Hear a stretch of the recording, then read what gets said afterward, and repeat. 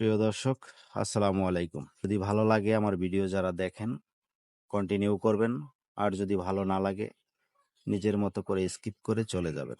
কুরবানি আমাদের সামনে অনেক বড় একটা দিন আসতেছে, সেটা হচ্ছে কোরবানির দিন। আমাদের অনেকেই আমরা সেই কোরবানি দেব,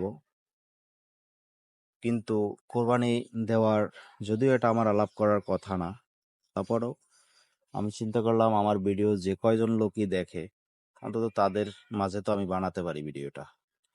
তো যারা কোরবানি দিবেন, বিশেষ করে অনেকেই আছেন কোরবানি দিতেছেন, কিন্তু আপনার কোরবানির যে পশুর টাকাটা সেটা হালাল কিনা 100% শিওর হবেন, তারপর কিনবেন। না হয় আপনার কোরবানি দেয়া না দেয়া সমান কথা, যদি আপনার টাকায় কোনো সমস্যা থাকে। আর যদি সলিড থাকে, বাস ভালো কথা। প্রথম। দ্বিতীয়ত ধাপ, অনেকে আছেন মনে মনে নাম ইনকাম করার জন্য কোরবানি দেন। হবে না। আল্লাহর নামে, আল্লাহর উদ্দেশ্যে কোরবানি করতে হবে, নিয়াত সহি থাকতে হবে।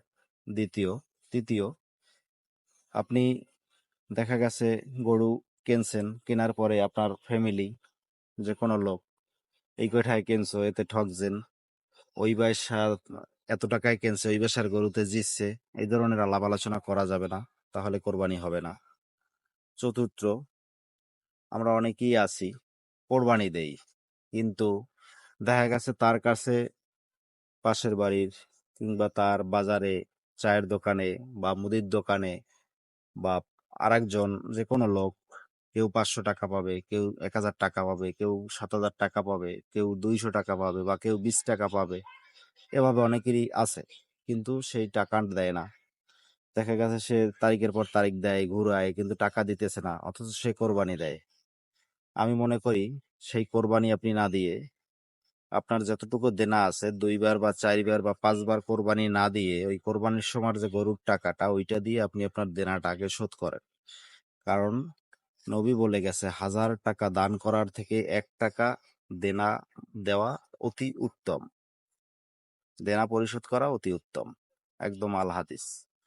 তো যাই হোক, আমি এটাই বললাম যে সেই যে ধরনের যে লোকজন আছেন, যে আপনার কাছে টাকা পায় 10 জনে, আপনি তাদের দেন না, ওয়াদার পর ওয়াদা ঘুরান, অথচ আপনি কোরবানি দিতেছেন, আপনার কোরবানি হবে না।